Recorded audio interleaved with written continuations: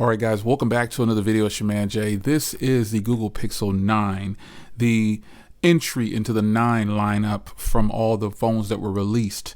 This is the one that has the least amount of features when compared to the Pro and the Fold, and it's the one that costs the least as well. So this device starts at $799, and after using this for just over 72 hours, I can tell you it's definitely worth the price tag. When I compared it to my Pixel 9 Pro XL, I realized, am I getting that much more for that extra $400 or whatever the difference is? Not really. This is a 256 gig, and this is going to run you $899 for this model, but you can find discounts everywhere. If you got this at launch, you should have been able to get this for the 256 gig for $799 and get a $100 gift card back. Or else you can, and that's what Best Buy, or you can go to Google and get a $100 gift card back. You can trade in. I didn't trade in anything for this device because the price was reasonable to me, and I still got money back for buying it. So I thought that was pretty good. If you don't want to go through Google or directly or Best Buy, you can also hit up Google Fi, or you can go to your carriers. The carriers are going to have some really decent deals, probably better deals than most because they want you to stay locked in with them. I prefer to buy all unlocked when possible. So the pricing on this thing, to me, is totally worth it when compared to, other phones in this price range. This is a premium feeling device, and we'll go ahead and switch over to design now that we're leaving price. This has a brushed aluminum side on here, glossy back, and it comes in different colors. This is the winter green. The newer camera bump is on here, so you've got that newer camera design with this basically big egg shape, elongated egg shape.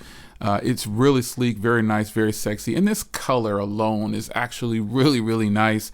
I think you'll be hard pressed to find Google bringing out some pretty ugly colors at this point. All companies for that matter. We just need some deep red, canapa red phones from Apple and some others. Not the brighter red. I'm not a fan of they call it lipstick red. Definitely not a fan of that. More like a candy apple or a deeper red. But for now, this green will definitely do it. I really like it.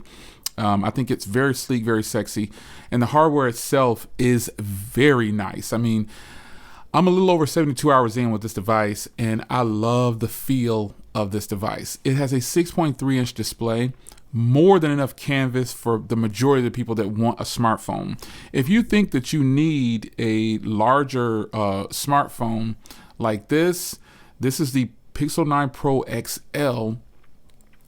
I'm here to tell you probably really don't need it.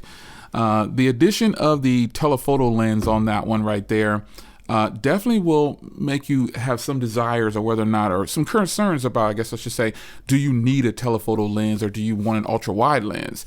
I think for vlogging purposes, by today's standards, the reason I would take a ultra wide over a telephoto lens is because most of us vlog.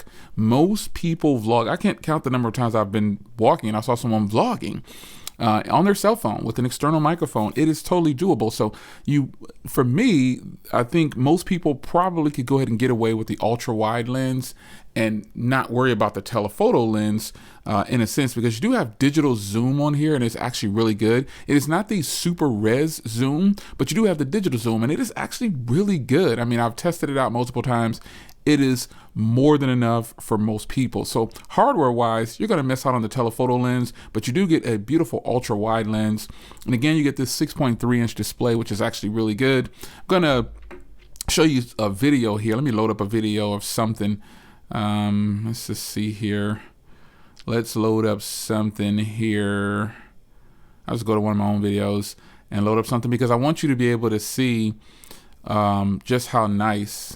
All right, guys, welcome back to another video. It's your man Jay. So that's the camera. That's the the microphone. I'm not so much concerned about the microphone, but you get some really good screen out of this thing, and the quality is just so nice.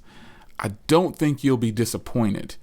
This is a beautiful 6.3-inch display, and the quality is on par, if not better than most phones out there. High peak brightness when it's outdoors. Indoors looks really, really strong. And so I think with a 6.3-inch display, you're getting way more than you think you're missing out on. When you start to compare like the Pro models or the Max models, you really don't need those, folks. I would think you would want something that's more, let's say, easy on your hand and your pocket, other than carrying around such a large device. So hardware wise, the screen, everything is great. And I'm going to shift a little bit here to cameras. I was messing around and taking some photos here, just kind of testing out. Let me lower this brightness back down here. Just kind of testing out, how I feel about the cameras. I actually had shot a video with this particular phone, just only this phone, vlogged straight all the way through. And it came out pretty decent. It came out pretty good.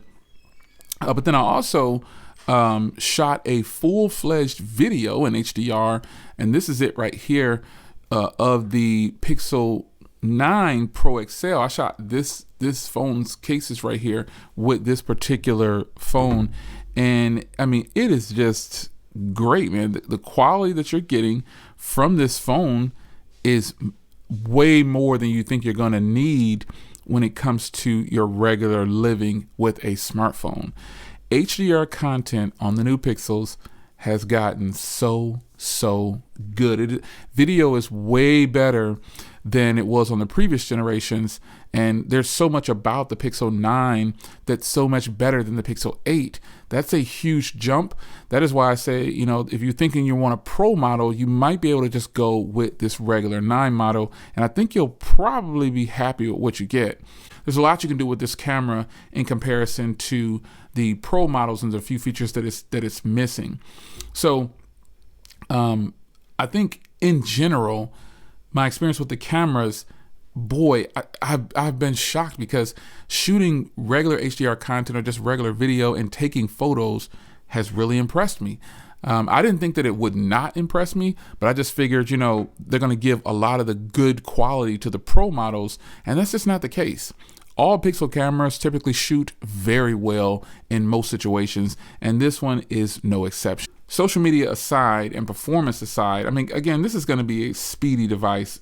You got to expect that with the Tensor G4 chip, and then you have 12 gigs of RAM in here, which is way more than enough. I think it's a matter of, it's going to come down to preference, I guess. Do you want a big device or a small device? Taking aside this Pro thing, the software is all the same. So a lot of this is going to come down to whether you want a big device or a smaller device. And I'm always going to recommend this size device, because it's just better on your pocket and better on your hand and better on your pocket as far as price goes as well. So just keep that in mind. So you're looking at a beautiful design, a beautiful set of cameras, a wonderful screen. The features and options are there. You got all the AI, you got your Gemini and all this stuff if you do so desire to use that. Performance is there, price is there, support is there. Is there anything that's lacking? Well, probably not. I think that the battery life is going to impress a lot of people. So I've had this for obviously more than 72 hours, but the reality is I've only really used it for about 4 days or so. I start to really use it on Tuesday, and because I'm juggling all these different phones. And so having standby for a week, I haven't charged this since Monday, and it's Friday, and I say I have 24% left. This to me will be light usage, because I know the numbers being reported by some people who have the Pixel 9, and they're reporting like 7-8 hours of screen on time, but it's not with 5 days. This is on day 5 for me, and I still have 24% left. And I've got about 3 hours of screen on time. Now you're going to say, well, you didn't really use it. Yes, I did. Yes, I did. I used it when I could get to it, and it was always there for me. So typically with Android devices, the battery will teeter off really quick when it's not being used. But you can see when I start to use it on Tuesday, it slowly started to pull through and really start to bang out on Thursday and Friday when I really hammered on it a little bit harder. But in the end, battery life depends on the user. So if this was my only phone and I was going through a full week like this, obviously I probably would have charged on Wednesday. I anticipate this phone with regular use, the way I use phones, my phone usage is typically a lot of phone calls and emails and texts.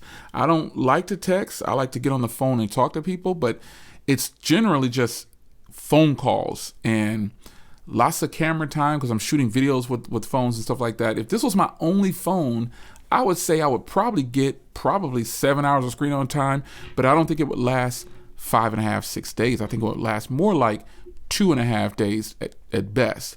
So I think if you're worried about battery life, I wasn't planning on doing any kind of extensive standby test, but it kind of turned into that because I'm juggling 3 phones right now. And this one being in my 3rd SIM, it's getting the least amount of time.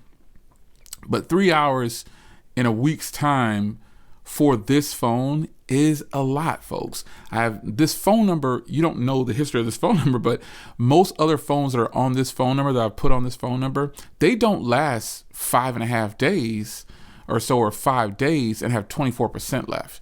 They're dead by the 3rd day, just sometimes sitting. And that is why I give props for Google for whatever the Tensor chip is doing inside of here. It's processing everything like it should, keeping things at bay when I'm not using the phone, and the phone is here for me when I actually need it. That is important. I don't judge a phone by screen on time all the time, but some of you guys want to hear that. I judge a phone by standby time. If I pick this phone up and I haven't used it in 2 weeks and it's dead, okay, 2 weeks, okay, something was eating up the battery. If I pick it up in a week and it's dead, something's wrong. And that's not the case with this phone. Again, I didn't intentionally intend on going this long and spreading out my screen on time and usage with this device, but I'm trying to give as much time to this phone before I stop using it. And I know that this is going to move up, and then my fold will move up, because I'm literally going to take my SIM card out of this phone more than likely, this 9 Pro XL, and it probably won't get much use as far as phone calls, text, emails. It'll get social media use, but it'll get more recording time. I'll record with that device if I want to. So nonetheless, this is the Google Pixel 9, and I think it's the device you really should be paying attention to when it comes to a decision to be made on if you want one of the new Pixels. Now, I told a lot of you guys, I said, hey, this phone will be a really good jump from the 8 Pro. And some of you guys was like, huh? And I'm like, I'm telling you, this will be a really good jump from the 8 Pro. You get a nice footprint.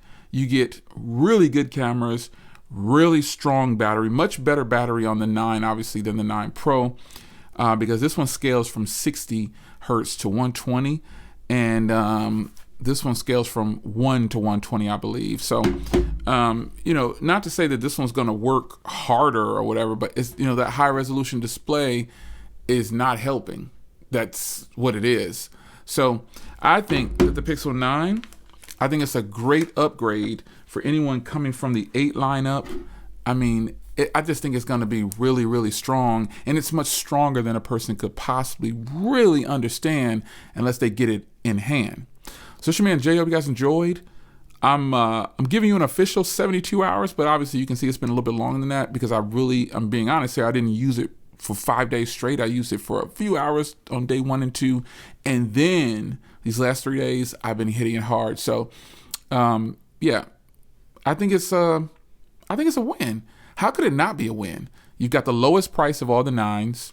You've got arguably going to be the best battery of all the current devices that have just dropped. And you still have killer video and killer photos. Yes, you don't have some of the pro features, but do you really need them? You tell me. It's your man Jay. Hope you guys enjoyed, and I'll see you in the next one. Take care.